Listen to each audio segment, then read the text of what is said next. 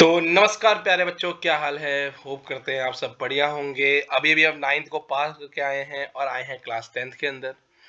तो class 10th का पहला चैप्टर हम स्टार्ट कर रहे हैं। चैप्टर का नाम है chemical reaction and equations.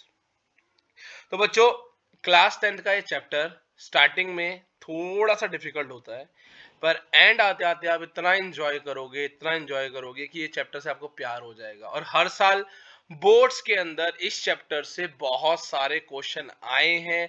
Last साल का भी पेपर अगर आप उठा के देखोगे तो इसमें बहुत सारे क्वेश्चंस हैं। तो टीडब्ल्यू की तरफ से एक पहला चैप्टर आपके लिए डाल रहा हूँ। होप करता हूँ आपको अच्छा लगेगा, इजी लगेगा और मजा आएगा पढ़ने में। तो स्टार्ट करते हैं chapter number 1, chemical reaction and equation. तो बच्चों, सबसे पहले शुरू करता हूं, बताता हूं केमिकल रिएक्शन। ये जो शब्द है रिएक्शन, इसका मतलब क्या है। देखो, रिएक्शन तब आता है जब कोई चेंज होता है। हमारी लाइफ में भी हम तभी रिएक्ट करते हैं जब कुछ हमारे साथ चेंज हो। हमारी जो फिजिकल लाइफ चल रही है, जो नॉर्मल लाइफ चल रही है, उसके अंदर जब तक कोई चेंज नहीं होगा तो मेरे को रिएक्शन नहीं आएगा। तो रिएक्शन लाने के पीछे रिस्पॉन्सिबल कौन है? कोई भी चेंज। अगर लाइफ में कोई भी चेंज हो रहा है तो क्या आएगा? हमारी लाइफ की तरह केमिकल्स के अंदर भी और सब्सटेंस के अंदर भी क्या आता है? रिएक्शंस आते हैं। अब जो चेंजेस हैं बेसिकली दो तरीके के हैं जो हम याद रखेंगे। पहला चेंज होता है फिजिकल चेंज और दूसरा होता है केमिकल चेंज। होप करता हूं ये कोई नई टर्म नहीं है आपके लिए, आपको पहले से पता होगा फिजिकल चेंज होता क्या है, केमिकल चेंज होता क्या है। अभी मैं आगे आपको वीडियोस में बताऊंगा फिजिकल और केमिकल चेंज में फर्क क्या है। जैसे आपने सुना है मेल्टिंग ऑफ आइस, ये एक फिजिकल चेंज है। रस्टिंग ऑफ आयरन, ये एक केमिकल चेंज है। और कर्ड का फॉर्मेशन भी क्या है? एक केमिकल चेंज है। तो क्या होता है फिजिकल चेंज में और क्या होता है केमिकल चेंज में, वो हम स्टडी करते हैं। जैसे डिफरेंस बताने से पहले मैं आपको एक एग्जांपल के थ्रू समझाना प्रेफर करूंगा कि उसमें जल्दी हमें रिवाइज हो जाएगा। जैसे फिजिकल चेंज के लिए हम मेल्टिंग ऑफ आइस को होल्ड करेंगे, मेल्टिंग ऑफ आइस। और केमिकल चेंज के लिए formation of curd, formation of curd from milk, from milk. अब देखो बच्चों, मेल्टिंग ऑफ आइस मैंने क्या करा, मैंने अपने रेफ्रिजरेटर से एक आइस क्यूब निकाला और उसको मैंने प्लेस कर दिया। अभी ह्यूमन का कोई भी इंटरफेरेंस नहीं था। तो क्या देखते हैं हम? देखते हैं कि जो हमारी आइस है वो धीरे धीरे मेल्ट होके वाटर में कन्वर्ट होना शुरू होती है। आइस किस में कन्वर्ट हो रही है? वाटर के अंदर। बहुत बढ़िया। तो हम क्या नोटिस कर रहे हैं? हम नोटिस कर रहे हैं कि मेरा जो मटेरियल है, मेरा जो कंपाउंड है, उसकी फिजिकल प्रॉपर्टीज में कुछ चेंज हो रहा है शायद। फिजिकल प्रॉपर्टी कौन कौन सी होती है? शेप, आपकी शेप एक फिजिकल क्वांटिटी है। शेप, साइज, कलर या स्टेट।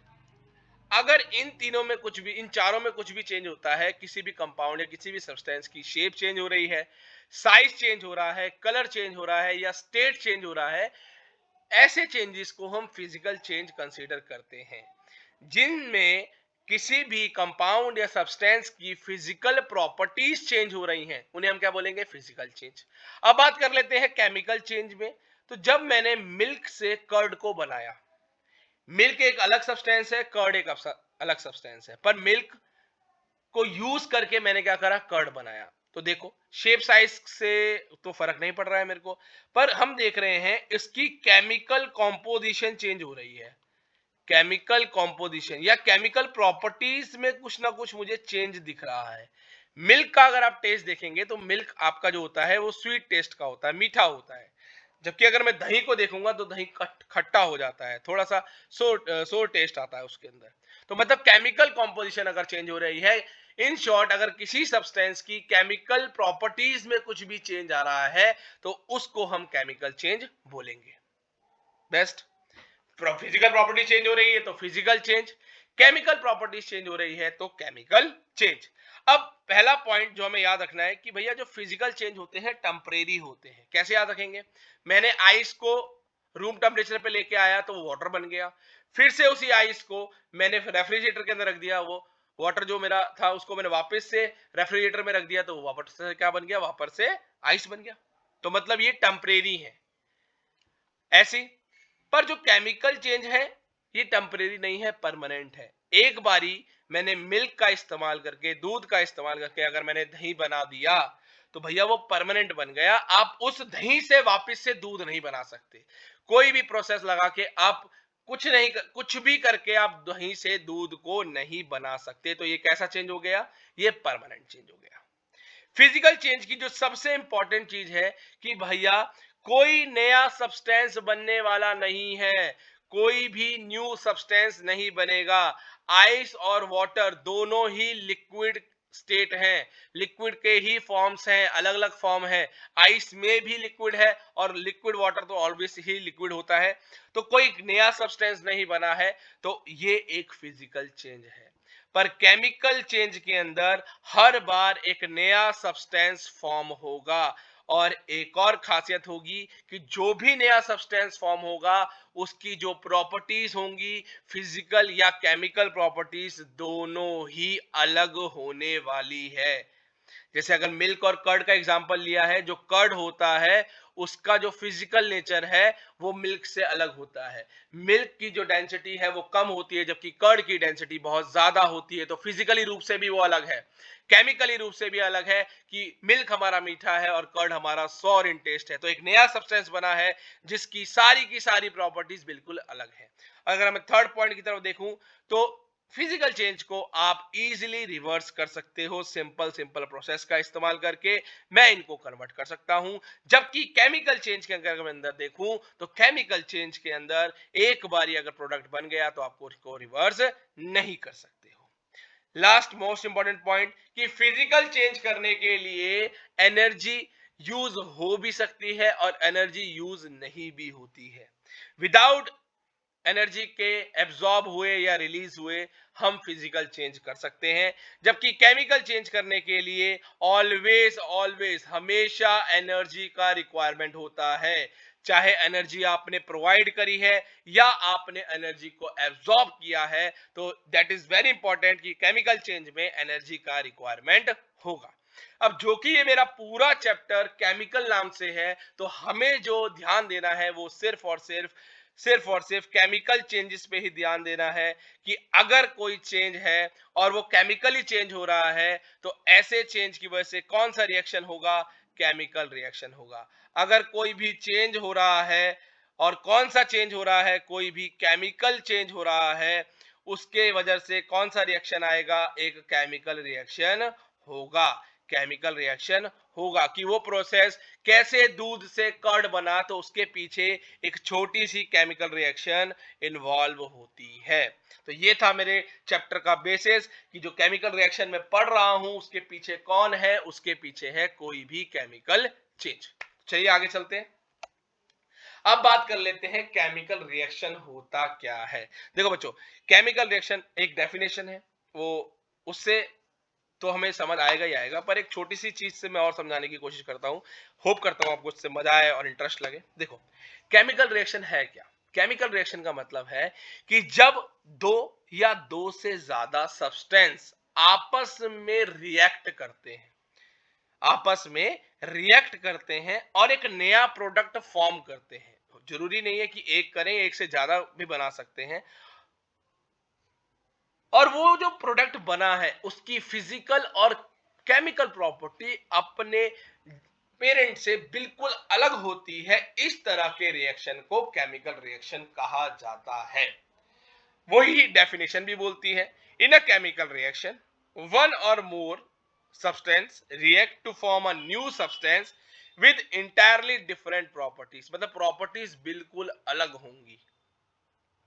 तो ऐसी रिएक्शंस को हम केमिकल रिएक्शन कहते हैं, जिनमें दो या दो से ज्यादा सब्सटेंस आपस में रिएक्ट कर रहे हैं और एक नया सब्सटेंस फॉर्म कर रहे हैं जिसकी प्रॉपर्टीज बिल्कुल डिफरेंट है।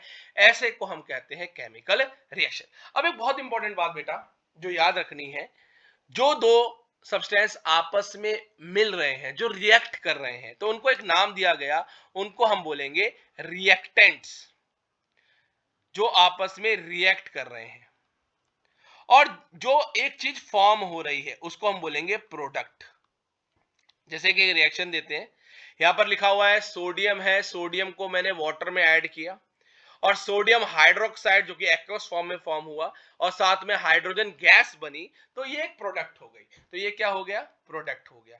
ये वाली साइड मेरी प्रोडक्ट साइड हो गई, ये मेरा प्रोडक्ट है जो कि फॉर्म हुआ है, और ये वाली साइड मेरी क्या हो गई? रिएक्टेंट हो गई। तो एक केमिकल रिएक्शन बेसिकली दो ही चीजें हैं, जब रिएक्टेंट्स होंगे और प्रोडक्ट्स होंगे तो उसको भी मैं केमिकल रिएक्शन कह देता हूं। अब बच्चों क्या होता है, बच्चों को स्कूल में रटा दिया जाता है कि जो लेफ्ट साइड में लिखा हुआ है वो रिएक्टेंट है, जो राइट साइड में लिखा हुआ वो एक प्रोडक्ट है। यही फायदा बोर्ड उठाता है। बोर्ड क्या करता है, थोड़ा सा चेंजेस करता है और हम बस रट के चले जाते हैं कि लेफ्ट और राइट का कॉम्बिनेशन है। ऐसा कुछ भी नहीं है। मैं सिंपल ट्रिक बताता हूं, ये जो एरो है बेटा यही सब कुछ बताता है। एरो के हेड के साथ हमेशा प्रोडक्ट होगा और एरो की टेल के साथ हमेशा रिएक्टेंट होगा। हेड के साथ, इस एरो के हेड के आगे हमेशा प्रोडक्ट होगा, और जो टेल है, टेल के बैक साइड हमेशा आपको क्या दिखेगा? रिएक्टेंट दिखेगा। कई रिएक्शंस ऐसे होती हैं, लेट्स से ऐसे लिखा हुआ है CO2 CO2, कोई भी रिएक्शन हो सकती है लेट्स से। तो बच्चे क्या करते हैं, अरे एक चीज है ये तो प्रोडक्ट होना चाहिए, अरे दो चीज ऐड हो रही है, दो चीज ऐड हो रही है, ये तो रिएक्टेंट होगी। पर ये आपका रॉन्ग हो गया। डेफिनेशन नहीं कहा था एक या एक से ज्यादा सब्सटेंस, मतलब एक भी तो कर सकता है, एक भी तो केमिकल रिएक्शन कर सकता है। तो जो एरो के साथ है दैट इज माय प्रोडक्ट, ये मेरा प्रोडक्ट है और ये मेरा रिएक्टेंट है। होप करते हैं यहां तक समझ आया होगा। नेक्स्ट आगे चलते हैं। अब आपकी ही बुक के अंदर एक एग्जांपल है, एक एक्सरसाइज है जिसमें हो, आपके प्रैक्टिकल्स में भी होगा, कि एक मैग्नीशियम की रिबन को लेते हैं जिसको हम बर्न करते हैं in the presence of air. हमने एक मैग्नीशियम की रिबन ली, एक मैग्नीशियम की रिबन को हम लेते हैं। इस मैग्नीशियम की रिबन को हम ऑक्सीजन की प्रेजेंस में, एयर बोल रहा है तो ऑक्सीजन की प्रेजेंस में हम क्या करते हैं? बर्न करते हैं, जलाते हैं। तो जब हम इसको बर्न कर रहे हैं तो हम नोटिस करेंगे बेटा कि एक डिजलिंग साउंड आती है। एक डिजलिंग साउंड दिखेगी आपको, एक ब्राइट लाइट दिखेगी, बहुत ब्राइट लाइट आ रही होगी वहां से। और साथ में देखोगे तो आपके जो नीचे चाइना डिश रखी होगी उसके अंदर एक ऐश तरीके का फॉर्मेशन हो रही होगी, एक पाउडर फॉर्म बन रहा होगा, और इस पाउडर फॉर्म को हम बोलते हैं मैग्नीशियम ऑक्साइड। तो ये मैग्नीशियम ऑक्साइड दिखा रहा है। देखो दो चीजें दिख रही हैं, दो प्रोडक्ट आपस में कंबाइन हो रहे हैं और एक नया प्रोडक्ट बना रहे हैं। तो क्या ये केमिकल रिएक्शन है? तो हम बोलेंगे हाँ ये केमिकल रिएक्शन है, क्योंकि हमने डेफिनेशन अभी पढ़ी है कि दो सब्सटेंस आपस में रिएक्ट करते हैं और एक नया प्रोडक्ट बना देते हैं, इसे क्या कहते हैं? Chemical reactions. अब इस प्रोसेस के अंदर क्या हो रहा है, हम देख रहे हैं कि स्टेट चेंज हो रहा है, एक हार्ड मेटल था जो कि पाउडर फॉर्म में कन्वर्ट हो गया। अब अभी थोड़ी देर पहले हम भैया ने बताया था कि भैया जो स्टेट चेंज होती है शायद वो फिजिकल चेंज था, इसको केमिकल में क्यों बोल रहे हो भैया? ये बहुत बड़ा डाउट है हर बच्चे का। स्टेट चेंज होना फिजिकल में भी कंसीडर करते हैं, कभी कभी केमिकल में भी कंसीडर करते हैं। रीजन बस एक ही है कि याद रखना, अगर उस स्टेट चेंज होने में आपका ह्यूमन का कोई भी इंटरफेरेंस नहीं है तो वो फिजिकल है। जैसे मैंने आइस को रख दिया, मैंने आइस को ना तो हीट किया ना तो मैंने कुछ एक्स्ट्रा काम किया जिसकी वजह से वो आइस से वाटर में कन्वर्ट हो गया, तो वो फिजिकल है। पर मैग्नीशियम के अंदर मैंने उसको एयर में बर्न किया, मैं उसको बर्नर पे रखकर बर्न कर रहा हूं, ह्यूमन का इंटरफेरेंस है। अगर ह्यूमन का इंटरफेरेंस है और स्टेट चेंज हो रही है तो दिस टाइप को हम क्या कहते हैं? केमिकल रिएक्शन कहते हैं। मैं आइस को मेल्ट करने के लिए अगर बाय चांस उसको बर्नर पे रखता तो मैं इसको एक केमिकल चेंज कंसीडर करता। सेकंड पॉइंट कह रहा है बेटा ये एक एंडोथर्मिक प्रोसेस है।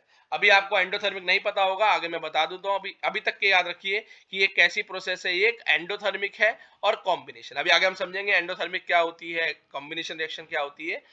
अगर कोई पूछे मैग्नीशियम रिबन की कैरेक्टरिस्टिक्स तो हम लिख सकते हैं इसमें स्टेट चेंज हो रही है, एक हार्ड मेटल पाउडर फॉर्म में कन्वर्ट हो रहा है, ये एक एंडोथर्मिक रिएक्शन है और एक कॉम्बिनेशन रिएक्शन है।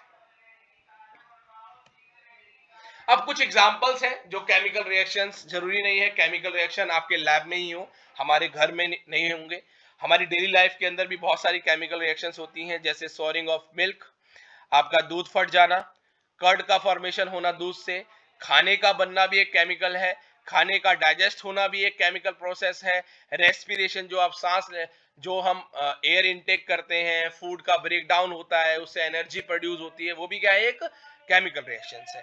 Rusting of iron, burning of fuel, burning of wax, ये सारे क्या है, केमिकल रिएक्शन है, क्योंकि ये मेरी डेफिनेशन को सेटिस्फाई करते हैं कि जब दो या दो से ज्यादा कंपाउंड आपस में रिएक्ट कर रहे हैं और एक नया प्रोडक्ट, एक न्यू प्रोडक्ट का फॉर्मेशन कर रहे हैं, तो वो एक केमिकल रिएक्शन है। अभी तक मैं केमिकल रिएक्शन रिएक्शन रिएक्शन करता जा रहा हूं और हर जगह एक ही फंडा फिक्स कर रहा हूं कि भैया जब दो या दो से ज्यादा सब्सटेंस आपस में कंबाइन कर रहे हैं और एक नया सब्सटेंस बना रहे हैं, तो वो एक केमिकल रिएक्शन है। क्या जरूरी है भैया कि हमेशा एक ऐसा ही हो कि दो कंपाउंड जुड़ रहे हो, एक नया बन रहा हो? क्या मैं किसी और करेक्टर से या किसी और करेक्टर्स को देख के नहीं बता सकता कि ये केमिकल रिएक्शन है? तो हाँ मेरे बेटे, हाँ मेरे बच्चे, बहुत सारे और करेक्टर्स होते हैं जिनको हम देख के ही बता सकते हैं कि ये एक केमिकल रिएक्शन है। तो बात करते हैं कुछ करेक्टरिस्टिक्स की जिन्हें हम देख के बता सकते हैं कि ये केमिकल रिएक्शन है। जैसे